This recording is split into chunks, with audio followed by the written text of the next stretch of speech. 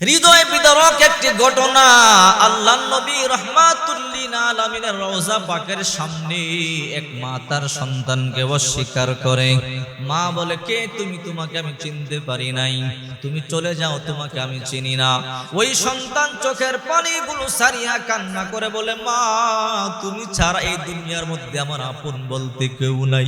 মাগো তুমি না আমাকে 10 মাস 10 দিন গর্ভে ধারণ করেছ।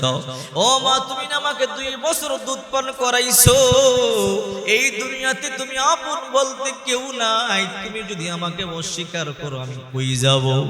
মা তার সন্তানকে বলে, আমি তোমাকে চিনি না, তুমি কেন আমাকে মা বলে পরিচয় দাও? তুমি এখান থেকে চলে যাও। ওই বালক পাকে চোখের পানিগুলো সারিয়া কান্না করে বলে, মা তুমি আমাকে অস্বীকার করবা না। আর মা তার সন্তানকে অস্বীকার করে। সাহাবায়ে কেরাম সবাই দৌড়ে চলে এলো। তোমরা কারা গো? আল্লাহর পয়গম্বরের রওজা পাকের সামনে কেন তোমরা ঝগড়া করো? সাহাবায়ে কেরাম চলে এলো।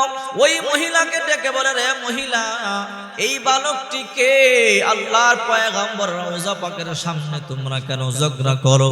ওই মহিলা বলে, আল্লাহর পয়গম্বরের সাহাবীরা দেখেন না, এই বালকটি আমাকে মা বলে ডাকে। এই বালকটিকে আমি চিনি না, এই বালকটির নাম আমি জানি না, কোথায় তার ঘর, কোথায় তার বাড়ি, কিছুই আমি জানি না। এই বালকটি আমাকে মা বলে ডাকে। ওগো সাহাবীরা, এই বালকটিকে আপনারা আটকান, আমাকে একা একা যাইবার জন্য সুযোগ তৈরি করে দেন। এই বালকটি চোখের পানিগুলো সারিয়া কান্না করে বলে, মা তুমি আমার মা, তুমি আমাকে 10 মাস 10 দিন গর্ভে ধারণ করেছো, তোমার বুকের দুধ আমি 2 বছর পান করেছি। মাগো তুমি আমাকে একা রাইখা যাইও না। ও মা, এই দুনিয়াতে আমার আপন বলতে কেউ নাই। আমার বাবা নাই, আমার ভাই নাই, বোন নাই, আমার দাদা নাই, দাদি নাই। তুমি যদি মদিনার মধ্যে আমাকে রাইখা চলে যাও, আমি কই যাব? কার কাছে যাব? আমি কি খাবো? ও মা তুমি আমাকে অস্বীকার করো না। সাহাবায়ে কেরাম আশ্চর্য হয়ে গেল। বালকটি চোখের পানি সারিয়া কান্না করে বলে, তুমি আমার মা, তুমি আমাকে 10 মাস 10 দিন গর্ভে ধারণ করেছো, তুমি আমাকে দুধ পান করাইছো, তুমি আমাকে কেমনে অস্বীকার করো? আর মা বলে, তোকে আমি চিনি না, কে তুই? তুই এখান থেকে চলে যা। সাহাবায়ে কেরাম আশ্চর্য হয়ে গেল, সবাই দৌড়াই চলে গেল। মদিনার তখন বিচারক ছিল হযরত আলী রাদিয়াল্লাহু তাআলা আনহু। সবাই দৌড়াই আলীর বাড়িতে চলে গেল। আলী আল্লাহর পয়গম্বর রওজা পাকের সামনে এক মহিলা এবং তার সন্তানের মধ্যে ঝগড়া চলতেছে। ওগো আলী, আমাদের মাথায় ধরেন, আমরা বুঝতে পারি না, তাড়াতাড়ি আসেন, আপনি বিচারটা করে দেন। হযরত আলী রাদিয়াল্লাহু তাআলা আনহু দৌড়াইয়া চলে এলো। কি হয়েছে বলো? এইবার আলী রাদিয়াল্লাহু তাআলা আনহু ওই মহিলাকে বলে, মহিলা রে কি সমস্যা আমাকে বলো। ওই মহিলা বলে, ওগো আলী, আপনি নবীর সাহাবী, আপনি নবীর মেয়ের জামাই হযরত ফাতেমা রাদিয়াল্লাহু তাআলা আনহার স্বামী আপনি। ওগো আলী, দেখেন নাই শিশুটা আমাকে মা বলিয়া বলিয়া ডাকে, অথচ এই শিশু সন্তানটাকে আমি চিনি না, এই বালকটিকে আমি চিনি না। আমার ব্যাগের মধ্যে কিছু গহনা আছে, কিছু দামি সম্পদ আছে, এই সম্পদের লোভে এই বাচ্চাটা আমার কাছে চলে আসতে চায়, আমাকে মা বলিয়া আমার সাথে যেতে চায়। যদি আমি তাকে আমার সাথে নিয়ে যাই, মরুভূমির মধ্যখানে গেলে সে আমার থেকে লুণ্ঠন করে নিয়ে যাবে। আলী গুই বালকটিকে আমি চিনি নাই, বালকটিকে আপনি রেখে দেন। হযরত আলী বলে, বালক সত্যি করে বলে, মহিলা তোমার কি হয়? ওই বালকটি চোখের পানিগুলো সারিয়া বলে, আলী, একজন সন্তান তার মাকে কেমনে অস্বীকার করে? আলী গো, এটা আমার মা, আমি আমার মাকে আমার জীবন থেকে বেশি ভালোবাসি। ওগো আলী, আমি সত্যি করে বলি, রওজা পাকের সামনে আল্লাহর পয়গম্বর এই রওজা পাকে ঘুমায়। আল্লাহর পয়গম্বর কসম করে বলি, ইনি আমার মা, ইনি আমাকে 10 মাস 10 দিন গর্ভে ধারণ করেছে। এই মা আমাকে 2 বছর দুধ পান করাইছে, এই মা আমাকে আদর করিয়া বড় করছে। ওগো আলী, কেন জানি আমার মা আমাকে অস্বীকার করে, আমি বলতে পারি না। আলী রাদিয়াল্লাহু তাআলা বালকের চোখের পানি দেখে আর সহ্য করতে পারলেন না। মহিলাকে আবারও বলল, মহিলা সত্যি করে বলো, এই সন্তানটাকে তোমার বলে না, এই সন্তানটা আমার না। এইবার আলী বলে, রে মহিলা, যেহেতু সন্তানটা তোমার না, এ বালক তোমার মা যেহেতু তোমাকে অস্বীকার করে, আমি জোর করিয়ে তোমার মায়ের সাথে তোমাকে যাইতে দিতে পারি না।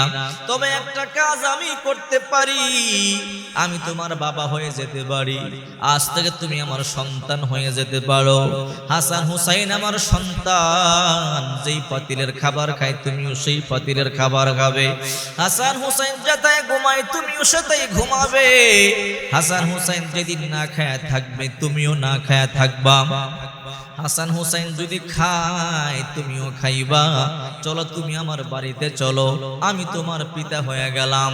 সন্তানটা এবার আলীকে বলো, গো আলী, আপনি না নবীর সাহাবী, আপনি কোনোদিন মিথ্যা কথা বলতে পারেন না। আলী বলে, হ্যাঁ আমি মিথ্যা কথা বলতে পারি না। ওগো আলী, আপনি যদি আমার বাবা হয়ে যান, জান্নাতের যুবকদের সর্দার হাসান হুসাইন আমার ভাই হয়ে যায়। আল হাসান ওয়াল হুসাইন সাইয়্যিদা শাবাবি আহলিল জান্নাহ। আলী বলে, হ্যাঁ হাসান হুসাইন তোমার ভাই হয়ে যায়। এইবার বালকটি বলো, গো আলী, আপনি যদি আমার বাবা হয়ে যান, খাতুনে জান্নাত ফাতেমা, যার ব্যাপারে আল্লাহর পয়গম্বর বলেছেন, ফাতেমাতু সাইয়্যিদাতু নিসাই আহলিল জান্নাহ, ফাতেমা জান্নাতের মুনিদের সর্দারিনী। বলে, হ্যাঁ ওই ফাতেমা আমার মা হয়ে যায়। আলী বলে, হ্যাঁ ফাতেমা তোমার মা হয়ে যায়। ওগো আলী, হাসান হুসাইন যদি আমার ভাই হয়, ফাতেমা রাদিয়াল্লাহু তাআলা আনহা যদি আমার মা হয়, খাদিজাতুল কুবরা রাদিয়াল্লাহু তাআলা আনহা কিন্তু আমার নানি হয়। আলী বলে, হ্যাঁ খাদিজাতুল কুবরা তোমার নানি হয়। ওগো আলী, খাদিজাতুল কুবরা যদি আমার নানি হয়, রাহমাতুল লিল আলামিন বিশ্ব নবী মুহাম্মদুর রাসূলুল্লাহ কিন্তু আমার নানা হয়। আলী বলে, হ্যাঁ মুহাম্মদুর রাসূলুল্লাহ তোমার নানা হয়। এইবার বালকটি বলো, গো আলী, যদি আল্লাহর পয়গম্বর রাহমাতুল লিল আমার নানা হয়, এমন একটা মা নয়, এমন হাজারো মা যদি আমাকে অস্বীকার করে, আমার চিন্তা নাই, আমার ভয় নাই। আমি আমার নানা রাহমাতুল লিল আলামিনের হাত ধরে আল্লাহর জান্নাতের মধ্যে ঢুইকা যাব। ওগো আলী, আমার কোনো ভয় নাই, চিন্তা নাই। আমি মা অস্বীকার করলো, আমার চিন্তা নাই, আমি আপনার ঘরে চলে যাব। হযরত আলী রাদিয়াল্লাহু তাআলা আনহু বালকটির কথা শুনে খুশি হয়ে গেলেন। বালকটিকে নিয়ে বাড়ির দিকে রওনা করলেন। হঠাৎ করে ওই মহিলা আলীর সামনে চলে এলো। আলী গো, এই বালকটা আপনার ঘরের সদস্য হয়ে গেল, নবী পরিবারের সদস্য হয়ে গেল। আপনি কি পারেন না আমাকে আপনার পরিবারের সদস্য বানাইতে? আলী বলে, না সম্ভব না। বলে, কেন সম্ভব না? আমার এই সন্তানটাকে আপনার পরিবারের সদস্য বানাইলেন, আমাকেও আপনার পরিবারের সদস্য বানায় নাও। আলী বলে, মহিলা রে, আমার কোনো সুযোগ নাই, তবে একটা সুযোগ আছে, তুমি রাজি হইলে তাহলে বলতে পারো। বলে, কি সুযোগ? এই যে বালকটাকে আমি আমার সন্তান বানাইয়া নিলাম, এই বালকটাকে আমি বিবাহ করাবো। যদি তুমি তার বউ হও, তাহলে আমার পুত্রবধূ হইয়া আমার বাড়িতে যাইতে পারো। এইবার মহিলা বলো, গো আলী, কেমন কথা বললেন? একজন মা কি তার সন্তানকে বিবাহ করতে পারে? যেই মা তার সন্তানকে 10 মাস 10 দিন গর্ভে ধারণ করেছে, যেই মা তার সন্তানকে প্রসব করেছে, যেই মা 2 বছর দুধ পান করাইছে, ওই মা তার সন্তানকে কেমনে বিবাহ করে? আলী বলে, মহিলা রে, এবার বুঝলাম, এই সন্তানটা তোমার সন্তান। কিছুক্ষণ পূর্বে তুমি তোমার সন্তানকে কেন অস্বীকার করলা? মহিলা এবার চোখের পানি সারিয়া বলে, আলী, এই দুনিয়াতে সন্তানটা ছাড়া আমার আপন বলতে কেউ নাই। আমি আমার সন্তানটাকে আমার জীবন থেকে বেশি ভালোবাসি। আলী গো, আমার সন্তানটা জন্মের পরে পরেই তার বাবা দুনিয়া থেকে ইন্তেকাল করে। ওগো আলী, এই দুনিয়াতে আমার আপন বলতে কেউ নাই। আমি আমার সন্তানটাকে কোলে পিঠে করে মানুষ করেছি। এই সন্তানটার দিকে তাকাইয়া দ্বিতীয় বিবাহ পর্যন্ত আমি করি নাই। আমার জীবন যৌবন সব বিসর্জন দিলাম। ওগো আলী, আমার আপন বলতে দুনিয়াতে কেউ নাই। আমি অন্যের বাড়িতে কাজ করে করে আমার এই সন্তানটাকে বড় করেছি, আদর করেছি, যত্ন করেছি। আলীগু, আজকে একটা সপ্তাহ ধরে আমার কোনো কাজ নাই। আমি অসুস্থ মানুষের দুয়ারে দুয়ারে ঘুরি, কোনো কাজ নাই। আমার ঘরে 7 দিন পর্যন্ত কোনো খাবার নাই। আমি সারা দিন কাজ তালাশ করি, যখন টাকা ছাড়া খাদ্য ছাড়া ঘরে প্রবেশ করি, আমার কলিজা টুকরা সন্তানটা আমাকে বলে, মা খাবার দাও, ক্ষুধার যন্ত্রণা সহ্য হয় না। ওগো আলী, আমি মা আমার সন্তানটাকে খাবার দিতে পারি না। আমার সন্তানটা চোখের পানিগুলো সারিয়া যখন আমার সামনে কান্না করে, আমি মা কেমনে সহ্য করি। এমন করে প্রতিদিন কোন কাজ না পাইয়া সারা দিন কাজের তালাশ করিয়া যখন ঘরে ফিরি, সন্তানটা খাবার চাই দিতে পারি না। নিজের চোখের সামনে সন্তানটা শুকায়া যাইতেছে। আজকে যখন কাজ থেকে ঘরের মধ্যে ফিরিলাম, কোনো কাজ পাইলাম না। সন্তানটা বলে, মা 7 দিন ধরিয়া পানি ছাড়া কোনো কিছু খাইতে পারি নাই। ও মা, খাবার দাও, নয়তো বা বেশি দিন আর বাঁচবো না, ক্ষুধার যন্ত্রণায় মরে যাব। ওগো আলী, যখন একটা সন্তান তার মায়ের সামনে এমনি কথা বলে, একজন গর্ভধারিণী মা কি সহ্য করতে পারে? তাই মনে মনে সিদ্ধান্ত নিলাম, আমার এই সন্তানটাকে আমি মদিনার মধ্যে নিয়ে যাব। আল্লাহর পয়গম্বরের রওজা পাকের সামনে অস্বীকার করে সন্তানটাকে ফালায়া চলে যাব। আল্লাহর পয়গম্বরের সাহাবীরা তো এমন, নিজে না খাইয়ে অন্যের খাওয়াইতে বড় পছন্দ করে, নিজে না পইরা অন্যকে পরাইতে পছন্দ করে। আমার বিশ্বাস, যদি আমি আমার সন্তানটাকে মদিনার মধ্যে ফালাইয়া চলিয়া যাই, কোন না কোন সাবি আমার সন্তানটার ঘরে নিয়ে যাবে, আমার সন্তানটার মুখের মধ্যে খাবার দিবে। এই জন্য আলী, আর কোন আমার ভিতরে 2 নম্বরে কোনো চিন্তা ভাবনা নাই। আলীগু, এই জন্য আমি মা সন্তানটারে বাঁচাইবার জন্য এই মদিনাতুল মুনাওয়ারার মধ্যে অস্বীকার করিয়া চলে যাইতেছিলাম। সাহাবায়ে কেরাম চোখের পানিগুলো সারিয়া কান্না শুরু করে দিয়েছি। আহারে, একজন মা তার সন্তানকে কেমন ভালোবাসে, এই জন্য আমি বুঝাইতে চাইতেছি। ইয়া আইয়ুহান নাসুত্তাকু রাব্বাকুম ইন্না জালজালাতাস সাতি শাইউন আযীম ইয়াওমা তারাউনাহা তাযহালু কুল্লু মুরদিআতিন আম্মা আরদাআত ওয়া তাদউ কুল্লু যাতি হামলিন হামলাহা وترى الناس سكارى وما هم بسكارى ولكن عذاب الله شديد। কিয়ামতের ময়দানটা এমন ভয়ঙ্কর হবে, কিয়ামতের প্রকম্পন এমন ভয়ঙ্কর হবে, স্তন্যদাত্রী মা, দুধ পানকারিনী মা তার সন্তানকে ঢিল মারিয়া ফালায়া দিবে, গর্ভধারিণীর গর্ভ খসে পড়ে যাবে। আহারে, ওই দিন কেউ কারো পরিচয় দিবে না। দুনিয়াতে স্বার্থে আঘাত লাগলে মা তার সন্তানকে অস্বীকার করে। কিয়ামতের ময়দানে কেউ কারো কাজে আসবে না, নিজের আমল শুধু নিজের কাজে আসবে। টাকা পয়সা, ধন সম্পদ, আত্মীয় স্বজন কেউ কারো কোনো কাজে আসবে না। এই জন্য আল্লাহ পাক রব্বুল আলামিন বলেন, ইয়াউমা ইয়াফিরুল মারউ মিন আখিহি ওয়া উম্মিহি ওয়া আবিহি ওয়া সাহিবাতিহি ওয়া বানিহি। ওই দিন ভাই ভাই থেকে পলায়ন করবে। ইয়াউমা ইয়াফিরুল মারউ মিন আখিহি, আহারে, একটা নেকির জন্য দৌড়াইয়া ভাইয়ের কাছে যাবে। ভাই, দুনিয়াতে আমাকে এত ভালোবেসেছো, তোমার জীবন থেকে বেশি আমারে ভালোবেসেছো। কেউ যদি আমারে কষ্ট দিত, তুমি প্রতিবাদ করবার জন্য যাইতা। রে ভাই, একটা নেকি আমারে দাও, একটা নেকির জন্য আমি আটকা পড়ে গেলাম। ওই দিন আপন ভাই বলবে, কে তুমি, তোমাকে চিনতে পারি নাই। আপন ভাই অস্বীকার করবে। ইয়াউমা ইয়াফিরুল মারউ মিন আখি, ওই দিন ভাই ভাই থেকে পলায়ন করবে।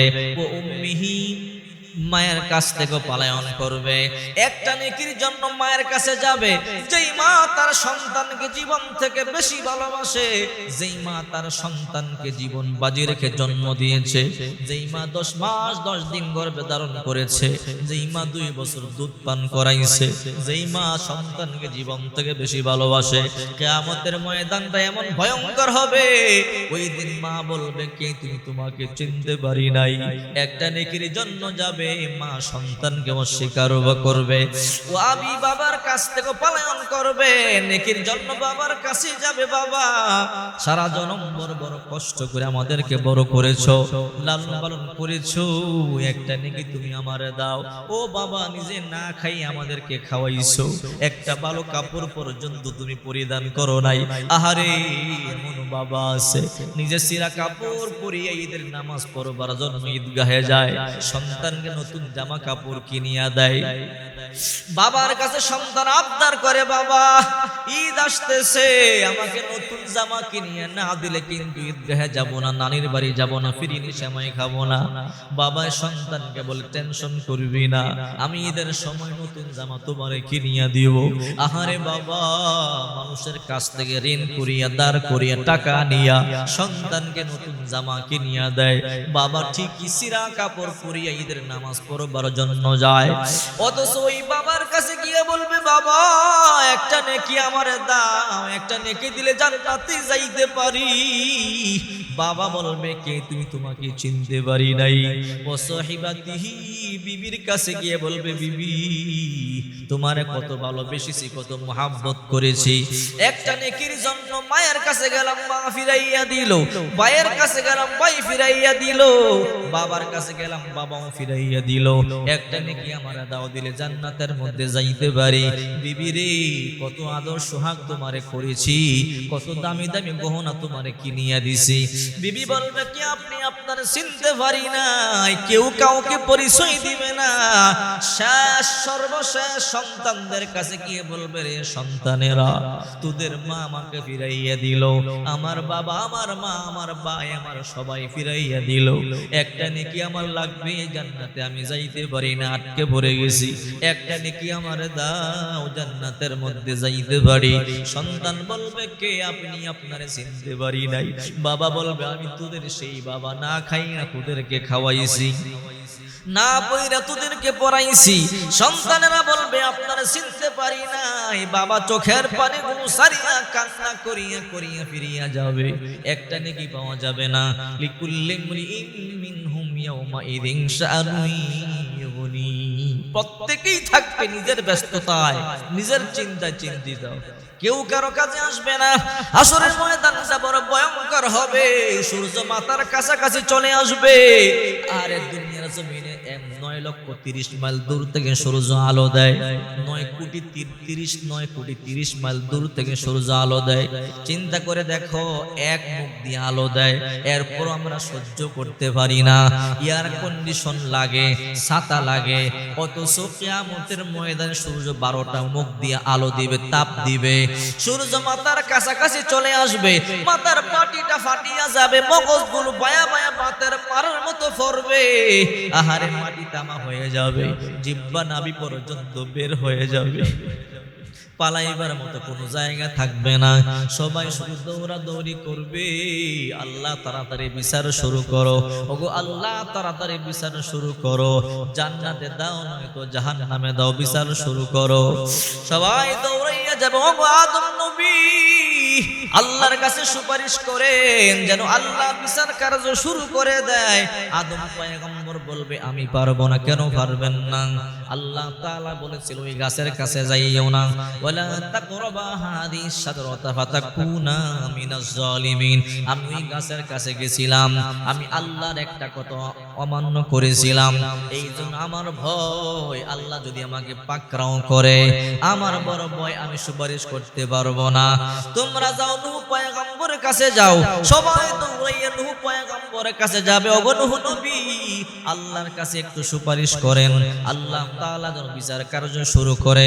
নূহ পয়গম্বর বলবে আজকে আমিও পারবো না, তোমরা যাও ইব্রাহিম খলিলুল্লাহর কাছে যাও। ইব্রাহিম খলিলুল্লাহ আল্লাহর বন্ধু, সবাই দৌড়াই ইব্রাহিম পয়গম্বরের কাছে যাবে। ওগো ইব্রাহিম পয়গম্বর, আল্লাহর কাছে একটু সুপারিশ করেন। ইব্রাহিম পয়গম্বর বলে আমিও পারবো না। কেন পারবেন না? বলে আমার দ্বারা সম্ভব নয়। কেন পারবেন না? বলে আমাকে বলেছিল চলো মূর্তি পূজা করি, আমি বলেছিলাম আমি অসুস্থ, অথচ আমি ছিলাম সুস্থ। যদি এই জন্য আল্লাহ তাআলা আমাকে ধরে, আমার উপায় নাই, আমি পারবো না।